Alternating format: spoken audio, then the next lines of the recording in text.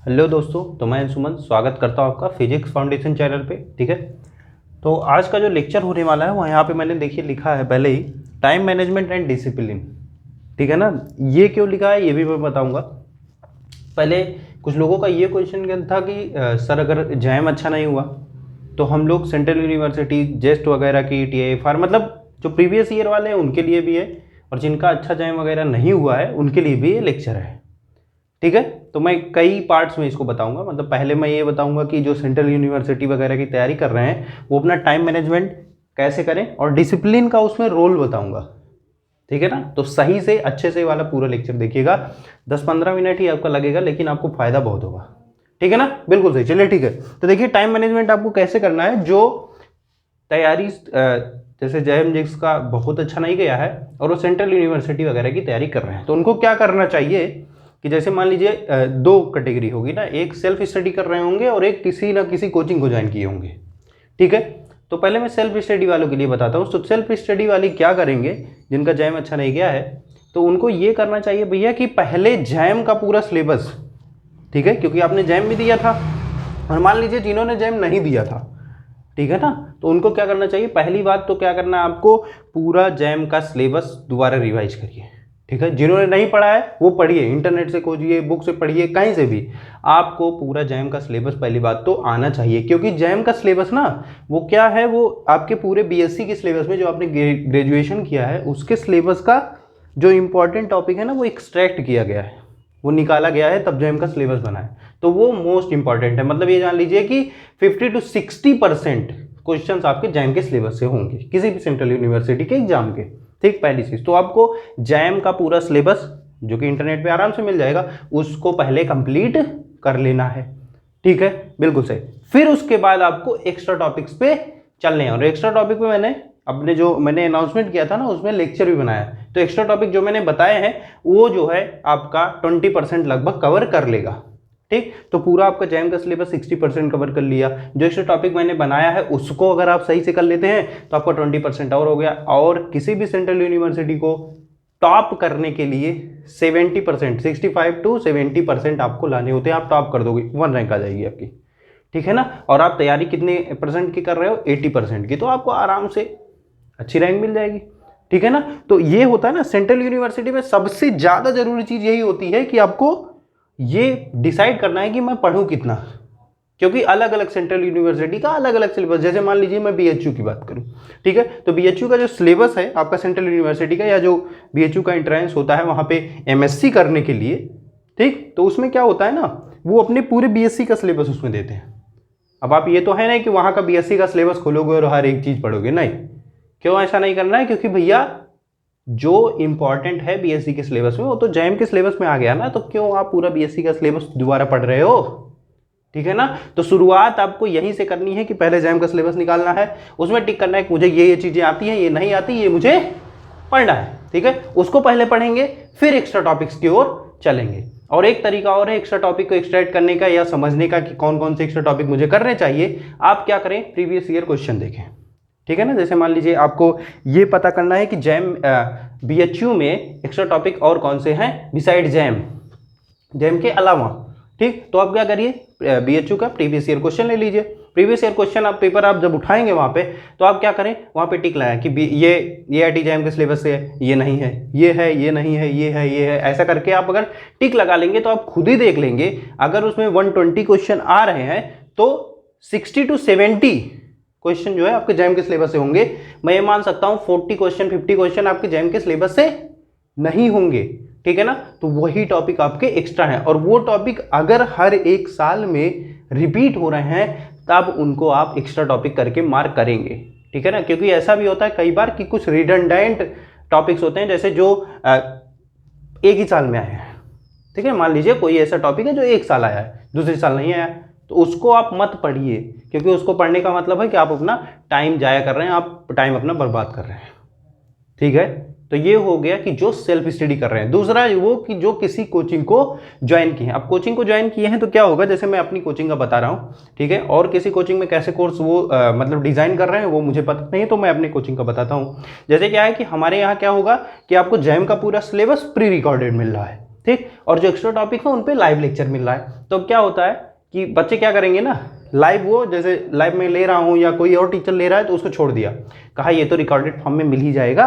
हाँ, ये तो सही है कि आपको रिकॉर्डेड फॉर्म में मिल जाएगा, लेकिन आप ये सोचिए अगर आप लाइव लेक्चर ले लेते हो तो कम से कम जो एक्स्ट्रा टॉपिक है वो तो साथ साथ कवर होता रहेगा। सही बात है कि नहीं। और बचा क्या, रिकॉर्डेड लेक्चर। तो रिकॉर्डेड लेक्चर के लिए आपके पास लाइव के अलावा भी टाइम होगा। ठीक है, अगर आप लाइव साथ साथ करते हो और रिकॉर्डेड के लिए आप अलग से टाइम देते हो तो ये बहुत ज़्यादा अच्छा है। समझ पा रहे हो नहीं समझ पा रहे हो। जैसे मैं ये कहूँ कि 1 से 1.5 घंटे रोज लाइव क्लासेस हमारे यहाँ हो रही हैं, ठीक है, उसको मैंने अटेंड किया। अब 6-7 घंटे मैंने रिकॉर्डेड लेक्चर को दे दिया और असाइनमेंट और क्वेश्चन सॉल्विंग को दे दिया। तो मुझे ये बताओ क्यों नहीं होगा सिलेक्शन तो भैया ऐसे ही होगा। समझ पा रहे हो कि नहीं समझ पा रहे हो। अब यही है टाइम मैनेजमेंट। टाइम मैनेजमेंट का मतलब ये है कि जो सेल्फ स्टडी कर रहे हैं उनको क्या करना है भैया, उनको जैम का सिलेबस अपना ले लेना है, और जो एक्स्ट्रा टॉपिक हैं उन पे अपना खुद का कि ये एक्स्ट्रा टॉपिक है उनको खुद से बनाना पड़ेगा। ठीक है, वो बनाएंगे और अकॉर्डिंग टू अपनी सिलेबस ये आप खुद डिसाइड करेंगे कि मैं अगर इतने टॉपिक एक दिन में कर रहा हूं तो मेरा 1.5-2 महीने में खत्म हो जाएगा सिलेबस। आप अपना शेड्यूल बनाएंगे 2 महीने का, इससे ज़्यादा का शेड्यूल नहीं बनेगा। ठीक है ना। ये नहीं है कि आप ऐसा शेड्यूल बना दिए 4 महीने चला है, नहीं, जुलाई से या अगस्त से आपके एग्ज़ाम होने सेंट्रल यूनिवर्सिटीज़ के शुरू हो जाएंगे। तो आपको जो अपना सिलेबस डिज़ाइन करना है खुद को पढ़ने के लिए वो डिज़ाइन करना है 2 महीने का। ठीक है ना। तो 2 ही महीने आप सोच के अपना सिलेबस डिज़ाइन करेंगे कि मैं ऐसे ऐसे करूँगा तभी मेरा 2 महीने में पूरा कंप्लीट हो पाएगा सिलेबस। ठीक है ना, ये हो गया। अब मान लीजिए जो कोचिंग कर रहे हैं उनके लिए क्या है, उनके लिए भैया मेरा यही सजेशन है, अगर आप 6 से 8 घंटे दे रहे हो सेंट्रल यूनिवर्सिटीज़ के लिए तो आपका सिलेक्शन पक्का है। पहली बात तो आप रोज़ लाइव लेक्चर लें, जितना इंटरेक्शन हो रहा है टीचर्स वगैरह से उसको इंटरेक्ट करें, जितना टीचर्स दे रहे हैं आपको कि ये आप करके होमवर्क है आपका, ये आप इसको करिए, तो आप उसको ज़रूर करें। ठीक है, तो लाइव लेक्चर आप अटेंड करें, प्लस आप 2 लेक्चर या 3 लेक्चर कम से कम रिकॉर्डेड जो है वो डिफरेंट सब्जेक्ट के भी हो सकते हैं, आप उसको जरूर देखें। मेरे हिसाब से मतलब मुझे जो इफेक्टिव वे सबसे लगता है कि कोई भी सिलेबस कंप्लीट करने का, वो ये लगता है कि जैसे मुझे एक ही सिलेबस पढ़ने में मज़ा नहीं आता। जैसे क्या होगा ना, आप क्या करो कि एक साथ ही तीन सब्जेक्ट ले चलो। जैसे मैंने ले लिया मैकेनिक्स, ले लिया मैंने मैथमेटिकल फिजिक्स, ले लिया मैंने इलेक्ट्रोमैग्नेटिक थ्योरी ले लिया, तीनों सब्जेक्ट साथ ले चलो। उससे आपको फायदा ये होगा ना कि पहली बात तो क्या होता है, जो एक सब्जेक्ट लेके चलते हैं, एक सब्जेक्ट पढ़ा दूसरा पढ़ा तो पहला भूल गए, ऐसा होता है। लेकिन अगर आप तीनों साथ ले चलोगे ना और एक रिवीजन का टाइम बांधोगे कि मैं संडे को रिवाइज करूंगा, ठीक है, तो आप ये जान लीजिए आपकी तैयारी एकदम 100% वाली है।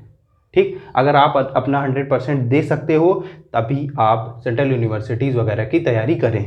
बहुत सेंट्रल यूनिवर्सिटीज़ ऐसे हैं जो एमएससी के मामले में, एमएससी फिजिक्स जो होती है आपकी, उसके मामले में आईआईटी से भी ऊपर आती है। ठीक है, तो इसीलिए मैं ये कह रहा हूँ भैया कि अगर आपका जैम अच्छा नहीं गया कोई बात नहीं है, सेंट्रल यूनिवर्सिटी है ना, जेस्ट तो है अभी, उसकी तैयारी क्यों नहीं कर रहे हो अच्छे से, करो तो यार, क्यों नहीं होगी ये बताओ मुझे। सिर्फ आपको 8 घंटे ही तो देने हैं। अब तो लॉकडाउन चल रहा है, पैंडेमिक चल रहा है, आप बाहर नहीं जा सकते, मोबाइल कितनी देर चलाओगे। अरे छोड़ दो ना, अब तो मूवी भी अच्छी नहीं आ रही हैं। ठीक है, अगर आप 4 महीने 5 महीने मूवी हो गया, बेमतलब का जो आप लोग वेब सीरीज देख रहे हो वो हो गया, ये सब चीज़ें अगर आप छोड़ दोगे ना तभी आपका सिलेक्शन होगा। आप ये जान लीजिए आपको एक ना एक टाइम ऐसा आएगा जिसमें आपको अपनी 100% इफिशियंसी से काम करना पड़ेगा, तभी आपका कहीं सिलेक्शन होगा। ये जान लीजिए आप बिना अपना 100% दिए आप कभी भी कुछ नहीं अचीव कर सकते। अब जैसे कुछ लोग हैं वो तैयारी करेंगे, वो सोचेंगे यार अभी तो बहुत टाइम है, टाइम वाइम कुछ नहीं है। टाइम कैसे है यार, 2 महीने में पूरा आपका जैम का सिलेबस खत्म करना है, एक्स्ट्रा टॉपिक्स खत्म करने। आपसे ज़्यादा हमारे ऊपर प्रेशर रहता है कि हम कैसे आपको दे पाएंगे पूरा लेक्चर एक्स्ट्रा, और आप कहते हो कि भैया बहुत टाइम है। नहीं, टाइम वाइम नहीं है। ये हमेशा ध्यान में रखे रहो कि टाइम बहुत कम है और मुझे बहुत ज़्यादा चीज़ें करनी है। ज़्यादा से ज़्यादा इंटरनेट अगर आप यूज करें तो आप लेक्चर्स देखने के लिए करें, वेब सीरीज फर्जी चीज़ें देखने के लिए ना करें, क्योंकि वो आपकी ज़िंदगी नहीं बनाएंगी। ठीक है ना, ज़िंदगी अगर आपकी जो बनेगी ना वो सिर्फ बनेगी आपको लेक्चर देखने से, आपका कहीं एमएससी में सिलेक्शन होने से। ठीक है, अगर ये करियर चूज़ किए हो तो आप इसमें अपना 100% दीजिए। आप जान ही रहे हो कितनी बेरोजगारी चल रही है। और अगर आप सही से नहीं रहोगे फिर यही है, फिर आप भी ऐसे ही घूमना, फिर कहना मैंने बीएससी यहाँ से की है और एमएससी यहाँ से की है। ठीक है, अच्छी जगह से करोगे तभी आपको स्कोप अच्छा मिलेगा, ये जान लो। और सेंट्रल यूनिवर्सिटी जहाँ है भैया, मैं ये भी आपको बता दूं, अंडर ग्रेजुएशन आपने चाहे जहाँ से किया हो, ठीक है ना, मैं डीयू की भी बात कर रहा हूँ, कहीं से भी आपने अच्छी जगह से अंडर ग्रेजुएशन अपने स्टेट यूनिवर्सिटी से किया है या डीयू वगैरह से या सेंट्रल यूनिवर्सिटी से आपने क्या किया है, अंडर ग्रेजुएशन किया है। लेकिन आप जब पोस्ट ग्रेजुएशन करने जाओगे ना तो आप देखोगे अलग माहौल मिलेगा। उसमें आपको 90% लोग ऐसे मिलेंगे ना जो रिसर्च ओरिएंटेड होंगे, वो पहले से ही सोच के रखे होंगे मुझे इस पर रिसर्च करनी है। ठीक है, और आपको ये भी बता दूं कि जो जीवन होगा, मतलब कि वहाँ की जो लाइफ स्टाइल होगी, प्लस आपको जो कैंपस मिलेगा वो बहुत ही उम्दा मिलेगा अगर आप अच्छी जगह से एमएससी कर रहे हो। ठीक है, तो अगर अच्छी अच्छी चीज़ें जीवन में चाहिए तो सही से 100% अपना देना शुरू कर दो, वरना छोड़ दो। ठीक है, अब यहाँ पे देखिए मैंने लिखा है डिसिप्लिन। डिसिप्लिन कैसे काम आएगा आपके टाइम मैनेजमेंट में? डिसिप्लिन ऐसे काम आएगा, डिसिप्लिन का मतलब अगर मैं हिंदी में कहूँ तो उसका मतलब होता है अनुशासन। अनुशासन आपको फॉलो करना ही पड़ेगा। मैंने ये कहा कि मैं आज 8 घंटे 10 घंटे पढ़ूंगा। ठीक है, मैंने कहा कि मैंने शेड्यूल बनाया है कि मैं सुबह 9 बजे से 12 बजे तक पढ़ूंगा, फिर 2 बजे से 5 बजे तक पढ़ूंगा, फिर 8 बजे से 11 बजे तक पढ़ूंगा। मैंने 3 शेड्यूल बनाए 3-3 घंटे के। ठीक है, मैंने आज फॉलो कर दिया भैया। क्यों? क्योंकि मैं आज मोटिवेटेड था। अब कल क्या हुआ? कल यार नहीं यार 10 बजे से करेंगे। ठीक है, फिर थोड़ा और मतलब टाइम थोड़ा और रिड्यूस हुआ। तीसरे दिन ये हुआ यार 11 बजे से कर लेंगे। अरे अभी तो एक ही स्लॉट गया, अभी 2 स्लॉट बचे हैं। नहीं, ये नहीं करना है। अगर आपने एक बार ठान लिया कि मुझे 9 घंटे देने रोज, तो रोज 9 घंटे देने हैं 4 महीने तक। ठीक है, तभी आप ये समझिए कि आपका सिलेक्शन होगा। सिलेक्शन अगर चाहिए तो आपको कुछ ना कुछ तो भैया नो पेन नो गेन। ठीक है ना, सिलेक्शन अगर चाहिए तो सही से ही पढ़ना पड़ेगा। क्योंकि आप ये भी तो सोचो, मैं ये कह रहा हूं कि मान लीजिए आपने तुक्का मार के कोई एग्जाम निकाल दिया। अबे तुक्का यार मार दोगे, फिर वहां जाके क्या होगा? वहां जो टीचर्स हैं वो क्या करेंगे? अब वो अपना एग्जाम लेंगे, तुम्हें तो बीएससी भी नहीं आता, वो एमएससी का सिलेबस पढ़ाएंगे, फिर पिछला तुम पढ़ोगे और वो आगे चलते निकल जाएंगे। फिर कहोगे अब यहां भी नहीं समझ में आ रहा, वहां सर्वाइव नहीं कर पाओगे। तो करना क्या है? पहले तो सीखना है ना। तो पहले बीएससी का कैसे सीख पाओगे? वेब सीरीज देख के नहीं सीख सकते भैया। अगर आपको सही से किसी भी कॉलेज से एमएससी करनी है, मैं उनके लिए भी बता रहा हूं जो सेल्फ स्टडी कर रहे हैं, उनके लिए बता रहा हूं जो कोई कोचिंग इंस्टीट्यूट ज्वाइन किए हैं। ठीक है ना। अब जैसे मैं ये बात करूं, कोचिंग इंस्टीट्यूट वाले क्या दे देते हैं जो सेल्फ फॉलो को नहीं मिल पाता। कोचिंग इंस्टीट्यूट वाले सिर्फ आपको एक पाथ दिखाएंगे। ठीक है ना, वो कह देंगे कि ये चीजें हैं हमारे पास, ये चीजें आप पढ़ लीजिए। आप नहीं पढ़ रहे हो तो फिर मत पढ़ो भैया। सिलेक्शन किसका नहीं होगा? आपका नहीं होगा ना। मेरा तो है नहीं, मेरा काम है लाइव लेक्चर लेना। आप 5 लोग देखो, आप 10 लोग देखो, आप 50 लोग देखो, फायदा किसका होना? आपका होना है। अगर आप देखोगे आपका फायदा होगा, नहीं देखोगे तो कोई बात नहीं, मैं तो पढ़ा के निकल जाऊंगा। समझ पा रहे हो कि नहीं? तो अब अपने लिए पढ़ना शुरू कर दो, किसी के लिए एहसान मत करो। ठीक है ना। तो इसीलिए मैं कह रहा हूं हर एक चीज अपने हिसाब से करें, और अपने हिसाब से ऐसे करें कि जो सिलेबस है वो 2 महीने में खत्म हो जाए। ठीक है, इतना आप समझ पा रहे हो कि नहीं समझ पा रहे हो? कुछ लोग कहेंगे कि ये मेरे सब्जेक्ट से रिलेटेड नहीं है, मैं लाइव लेक्चर क्यों लूं? अरे क्यों नहीं है यार, क्यों नहीं है? फूरियर ट्रांसफॉर्म, लैप्लास ट्रांसफॉर्म मैंने पढ़ाया। उसमें कुछ लोग कमेंट कर रहे हैं कि सर ये तो जैम के सिलेबस में नहीं है, मैं इसको क्यों करूं? अरे जैम के सिलेबस में नहीं है, लेकिन आपने ग्रेजुएशन में पढ़ा है ना। जेस्ट में आपसे पूछा जाएगा, कहीं इंटरव्यू में पूछ लिया कि इसका लैप्लास ट्रांसफॉर्म बताओ या फूरियर ट्रांसफॉर्म बताओ, और इससे समझते क्या हो? क्या ये सिर्फ एक मैथमेटिकल ट्रांसफॉर्मेशन है कि और भी कुछ समझते हो? कैसा, कहाँ यूज होता है ये, कहाँ यूज होगा ये फिजिकल लाइफ में? कैसे बता पाओगे? जब आप पढ़े रहोगे तभी तो बता पाओगे। समझ पा रहे हो कि नहीं समझ पा रहे हो?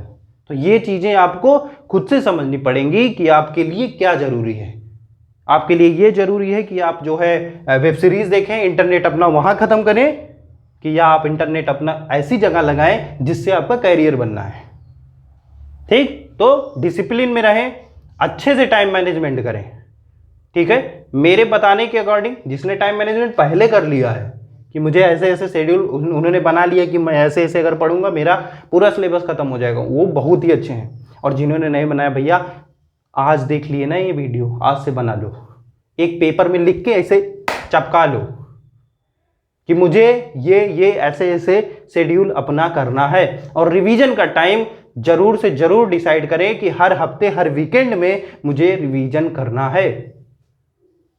ठीक है, तो अच्छे से रिवीजन करने, अच्छे से टाइम मैनेजमेंट करें और सेंट्रल यूनिवर्सिटी के एग्जाम अच्छे से क्वालिफाई करें। अब मैं आता हूं जैम के ऊपर, जो जैम की तैयारी कर रहे हैं। अब जैम की तैयारी करते हैं तो जैम की तैयारी का सबसे बड़ा जो ड्रॉबैक मुझे लगता है, ठीक है ना, क्या होता है उनके साथ कि जो जैम की जेस्ट की या जो लोग सोच रहे हैं कि मैं ड्रॉप लूंगा, अब देखिए क्या होता है, आपको मैं पहले बता देता हूं। जैसे वो शुरू करेंगे तैयारी फरवरी मार्च में ना, तो एकदम पीक पे रहेंगे कि यार मैं गर्दा कर दूंगा, सब सब्जेक्ट गर्दा कर दूंगा, कुछ छोड़ना ही नहीं है। बाद में क्या होता है ना, वो धीरे धीरे डिक्रीज होने लगते हैं, जैसे एक्सपोनेंशियल डीके नहीं होता वैसे होते हैं। वो पहले पीक पे रहेंगे और फिर धीरे धीरे धीरे धीरे डिक्रीज। ठीक है ना, पहली चीज तो ऐसा करना है, आपको एक मोटिवेशन हमेशा बनाए रखना है। आपको कोई मोटिवेट नहीं कर सकता जब तक आप खुद को मोटिवेट ना करो। खुद को मोटिवेट करने का मतलब ये है कि मुझे वो कॉलेज चाहिए और उसके लिए जो जो चीजें होंगी मैं करूंगा। ठीक है, अब क्या हुआ कि आपने पढ़ना शुरू किया, वो क्या करते हैं जैम वाले ना, एक सब्जेक्ट उठाया उसको खत्म किया, दूसरा उठाया उसको खत्म किया, तीसरा उठाया उसको खत्म किया। ठीक है, ऐसे ऐसे कर रहे हैं वो, जो लेक्चर देख रहे हैं वो तो समझ में आ रहा है, असाइनमेंट्स भी उस टाइम सॉल्व हो रहे हैं। अब वो अगर पहला सब्जेक्ट जो उन्होंने खत्म किया था ना उसको उठा रहे हैं, अब देख रहे हैं यार सब तो गायब है। क्यों ऐसा हुआ? क्योंकि आपने रिवीजन का टाइम फिक्स नहीं किया। ठीक है ना, ये पहली गलती हो जाती। दूसरी गलती, जिन्होंने रिवीजन किया भी है वो रिवीजन भी करते हैं अच्छे से, वो अपना टाइम मैनेजमेंट भी कर रहे हैं और दो दो तीन तीन सब्जेक्ट वो साथ भी लेके चल रहे हैं, उनके लिए भी कोई दिक्कत हो जाती है, उनका भी सिलेक्शन नहीं होता। उनके सिलेक्शन का सबसे बड़ा कारण ये है कि वो क्या करते हैं ना, वो जैसे एक तो ज़्यादा के लिए जाते हैं। ज़्यादा के लिए मतलब अगर मैं कहूँ कि न्यूटन लॉ ऑफ मोशन पे आपको सवाल लगाने हैं, आपको क्वेश्चन लगाने हैं, ठीक है, तो मैं जो इंपॉर्टेंट क्वेश्चन है उसको लगा लूंगा, बेसिक सीख लूंगा और फिर मैं आगे बढ़ जाऊंगा, आगे भी सिलेबस है। वैसे अगर मैं कहूँ न्यूटन लॉ ऑफ मोशन में तो यार इरोडोव के क्वेश्चन ले लो, डीसी पांडे के ले लो, एच सी वर्मा के ले लो, यार अनंत क्वेश्चन है एनएलएम पे, तो क्या सब लगा लूं? सब नहीं लगाना ना, आपको एक अपना सेट पॉइंट करना है कि यहां तक ही मैं लगाऊंगा। समझ पा रहे हो? बाकी अगर आपको लगाने का मन है तो सिलेक्शन ले लो, फिर लगाओ ना, कोई रोक नहीं रहा है। मैं ये नहीं कर रहा हूं कि वो लगाना गलत है, नहीं तो लगन, लेकिन अगर वो लगाने को अनंत क्वेश्चन अगर तुम लगाने पे मतलब 1000 क्वेश्चन एनएलएम पे ही लगा लिए तो यार 1000 क्वेश्चन लगा के फायदा क्या होगा? क्वेश्चन तो आपके सेंट्रल फोर्स से भी आएंगे, मान रहे हो कि नहीं? न्यूटन लॉ ऑफ मोशन से ही तो ऐसा है ना, एक क्वेश्चन आएंगे, सेंट्रल फोर्स से भी आएंगे। एनएलएम पे 1000 क्वेश्चन लगाए, सेंट्रल फोर्स पे 1, क्या हुआ? गई भैंस पानी में।